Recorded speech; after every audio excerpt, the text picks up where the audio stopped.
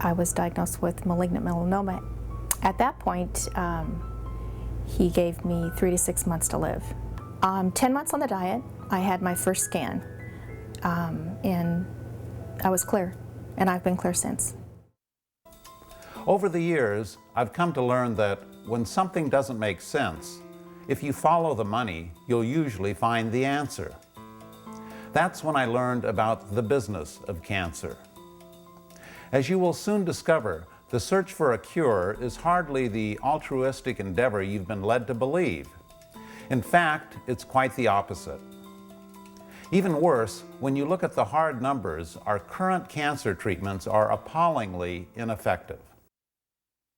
But when it comes to taking money from people by making false claims, no one does it better than conventional mainstream medicine.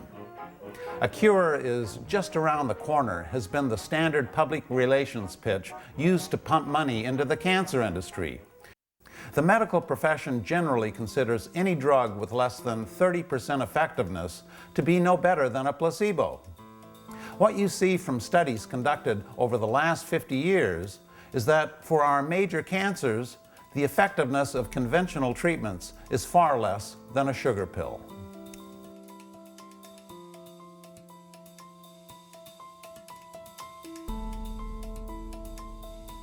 The first thing people have to realize, and I deal with a lot of cancer patients, is this is a slow-growing disease.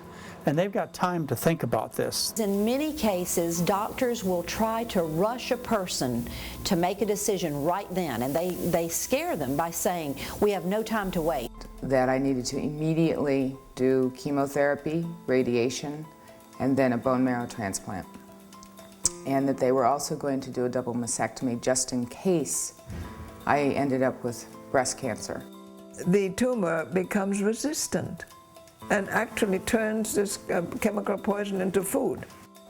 But then it doesn't work anymore. All it does is poison, poison. You cannot heal with poison. They've had the chemotherapy and the radiation, and for a while they thought that they were cured. Over 90% of the people that have cancer will have a cancer return. And this is what they're telling us. Well, you think about it as recurrence. It's actually not recurrence at all. It's just continuation of the disease. She went in operation on Monday. They shocked her with chemotherapy. 2 weeks later, she was dead. And they said that she had an overreaction to chemotherapy. What the hell was that overreaction to chemotherapy? If you had breast cancer in 1930 and you have breast cancer today, your prognosis is pretty much the same. Nothing has really changed. When studies have compared treated and untreated patients, they show untreated patients actually live longer than treated patients. A few years back, there were headline articles reporting a 49% decrease in the incidence of breast cancer in women who took tamoxifen for 5 years. In fact, the 49% benefit is a relative number. The absolute benefit was only 1.5%. What do you think about healthy women getting preventive mastectomies in order to avoid breast cancer? We could actually turn on and turn off cancer.